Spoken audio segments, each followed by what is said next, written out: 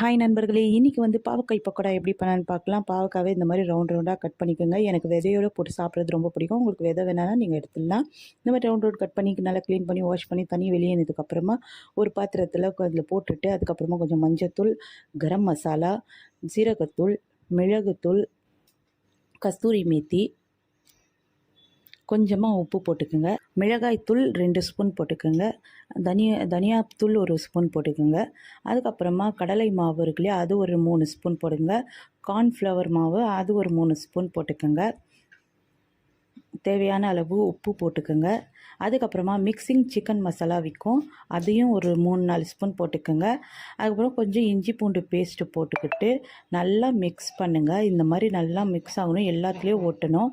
அதுக்கப்புறமா கொஞ்சம் நேரம் மேக்னேட் பண்ணிவிட்டு நீங்கள் ஃப்ரை பண்ணிங்கன்னா சூப்பரான டேஸ்ட்டான பாவக்காய் பக்கோடா ரெடி ஆகிடும். ட்ரை பண்ணி பாருங்கள், ரொம்ப ரொம்ப நல்லாயிருக்கும், கிறிஸ்பியாகவும் இருக்கும். இந்த வீடியோ பிடிச்சிருந்தால் லைக் பண்ணுங்கள், சப்ஸ்கிரைப் பண்ணுங்கள், எனக்கு சப்போர்ட் பண்ணுங்கள். பாய்.